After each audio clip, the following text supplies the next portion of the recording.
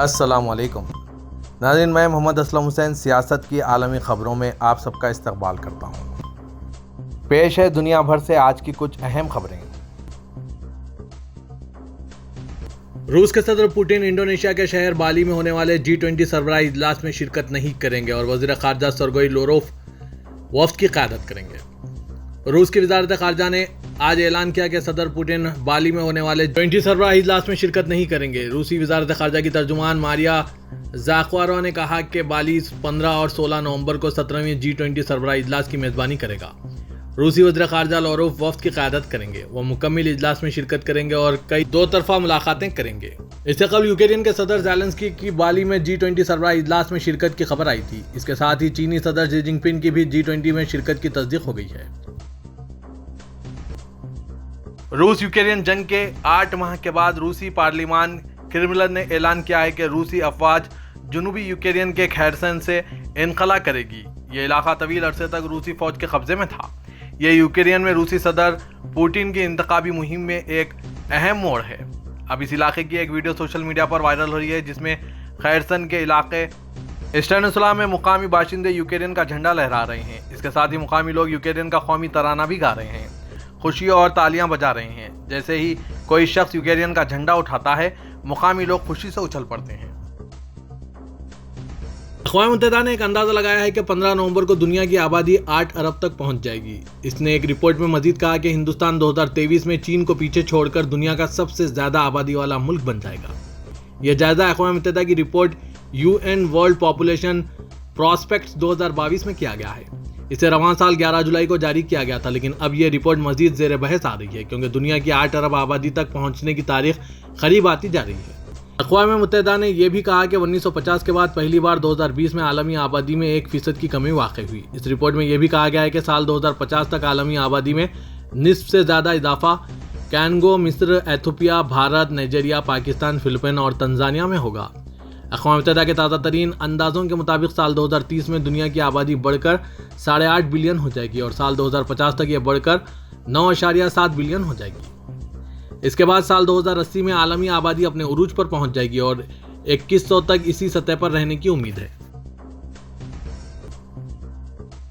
चीन ने कोविड-19 से मुतालिक पाबंदियों में नरमी करना शुरू कर दी है। मुल्क में आने वाले मुसाफिरों के लिए क्वारंटाइन की मुद्दत को कम करना और बैनुल-अक़वामी परवाज़ों पर से पाबंदी हटाना शुरू कर दिया गया है। नए कानून का ऐलान हुक्मरान कम्युनिस्ट पार्टी ऑफ चाइना की नवमुंतखब 7 रुकनी कायमा कमेटी के पहले इजलास के बाद किया गया। CPC का यह इजलास गुज़िश्ता शाम हुआ, जिसकी सदारत सदर शी जिनपिंग ने की। कायमा कमेटी CPC की आला तरीन पॉलिसी साजी और अमल दरामद का इदारा है। अमेरिकी सदर जो बाइडन ने कहा है कि रूसी फौज के यूक्रेन से मुकम्मल इनकला तक जंग बंदी नहीं होगी। अमेरिकी सदर ने व्हाइट हाउस में शुमाली अफ्रीका और एशिया के दौरों से कबल मीडिया नुमाइंदों के सवालात के जवाब दे रहे थे। जो बाइडन ने कहा कि मेरी और चीनी सदर शी जिनपिंग की मुलाकात 14 नवंबर को इंडोनेशिया के जजीरे बाली में G20 इजलास के दौरान होगी और उम्मीद है कि यह मुफीद भी साबित होगी। व्हाइट हाउस के मुताबिक मुलाकात में दोनों सुदूर दो तरफा राब्ते बढ़ाने की कोशिशों पर तबादला ख्याल करेंगे। अमेरिका चीन मुसाबिकत और मिलकर काम करने के मौक़ों पर भी बात होगी और दोनों मुल्कों के बाहमी मफादात और बैनुल-अक़वामी चैलेंजेस पे भी गुफ्तगू शामिल हैं। सऊदी अरब में तवक्कलना ऐप के जरिए जारी परमिट को रीशेड्यूल करने का तरीका जारी किया गया है। कबल अज़ीं हासिल किए गए परमिट को इस्तेमाल न करने पर वो कैंसिल हो जाते थे। अखबार 24 ने तवक्कलना ऐप इंतजामिया की जानिब से जारी हिदायत के हवाले से मजीद कहा कि अल मनासिक गेट के जरिए उम्रा और मस्जिद नबी शरीफ में रोज़े रसूल सल्लल्लाहु अलैहि वसल्लम पर सलाम पेश करने और रियाजुल जन्ना में नवाफिल अदा करने के लिए परमिट के इजरा और तब्दीली मरहले को मजीद आसान बनाया गया है। नई सहूलत के इजरा से कबल जारी किए जाने वाले परमिट में तारीख और वक्त तब्दील नहीं किया जा सकता था, बल्कि इन्हें वक्त मुकर्ररा से कम 4 घंटे कबल कैंसिल कराना होता था। कैंसिल कराने के बाद नया परमिट जारी कराया जाता था। जारी शुदा परमिट के दिन और वक्त में तब्दीली के लिए मनासिक गेट के जरिए परमिट के ऑप्शन को क्लिक करें, जिसके बाद इस परमिट का इंतखाब करें जो जारी किया गया था। 7 साला शामी लड़की जो अपने मुल्क में खाना जंगी के दौरान एक मोहलिक मिसाइल हमले में बच गई थी, इसे 10 नवंबर 2022 को मुत्तहिदा अरब इमारात के दुबई में मुनक्किदा अरब राइडिंग चैलेंज अवार्ड जीत लिया है। शामल बकूर सिर्फ 6 माह की थी जब दिसंबर 2015 में हल्ब में तशद्दुद के दौरान इसके खानदान की गाड़ी को बम से निशाना बनाया गया। इसके वालिद मारे गए जबकि वो और इसकी वालिदा इस हौलनाक हमले में बच गई। शाम ने अब मुत्तहिदा अरब इमारात के नायब सदर और वज़ीर आज़म और दुबई के हुक्मरान शेख मोहम्मद बिन राशिद अल मक्तूम से तारीफी कलमात जीतने के लिए सानहे से फतेह तक का शानदार सफर मुकम्मिल किया है। हिंदुस्तान की रियासत कर्नाटक के हुबली जिले में हिंदू तंजीम ने ईदगाह मैदान को पाक करने के लिए गाय के पेशाब का छिड़काव किया है ताकि टीपू जयंती के बाद की तकरीबात के बाद मैदान को साफ किया जा सके। इस वाक़े ने एक बहस छेड़ दी है और तरक्की पसंद मुफक्किरीन की तरफ से इसकी मजम्मत की जा रही है। श्री राम सेना के मेंबरान ईदगाह मैदान के अहाते में कनका जयंती मनाने के लिए जमा हुए और मैदान को साफ करने के लिए गाय के पेशाब का छिड़काव किया, क्योंकि गुज़िश्ता रोज टीपू सुल्तान की जयंती मनाई गई थी।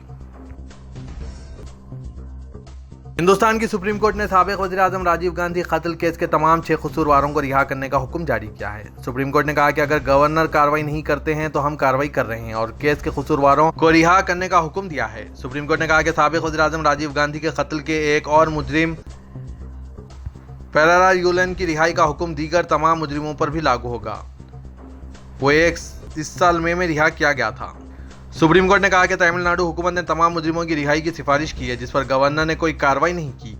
बेंच ने यह भी कहा कि मुजरिमों ने 3 दिहाइयों से ज्यादा अरसा जेल में गुजारा है और जेल में इनका तर्ज अमल तसल्ली बख्श है। तेलंगाना हाईकोर्ट भारतीय जनता पार्टी के एमएलए टी राजा सिंह की पीडी एक्ट के तहत नजरबंदी को मनसूख कर देगी। तमाम नजरें पार्टी की मरकजी तादीबी कमेटी पर है, जिसने इन्हें मुअत्तल कर दिया है। ज़राए ने बताया कि कानून साज जिसको पैगम्बर इस्लाम सल्लल्लाहु अलैहि वसल्लम के बारे में अपने तबसरे के लिए कार्रवाई का सामना करना पड़ा था, जल्द ही किसी भी वक्त बीजेपी में वापस आने का इम्कान नहीं है। बीजेपी के कायदीन जिन्होंने अपना नाम जाहिर नहीं करना चाहा, कहा कि अंदरूनी तौर पर तेलंगाना की बीजेपी पार्टी यूनिट में राजा सिंह के लिए नर्म गोशा मौजूद है। बुनियादी तौर पर इन्हें हिंदुत्व का एक फायर ब्रांड के तौर पर मंसूब किया जाता है। उन्होंने कहा कि मुझे नहीं लगता कि फौरी तौर पर कुछ होगा। राजा सिंह ने इससे कबल विजय बताओ नोटिस पर वजाहत भेजी थी। मरकजी कमेटी जो अब दे सकती है या इसे ज़ेर-अल्तवा रख सकती है, बीजेपी के एक लीडर ने कहा।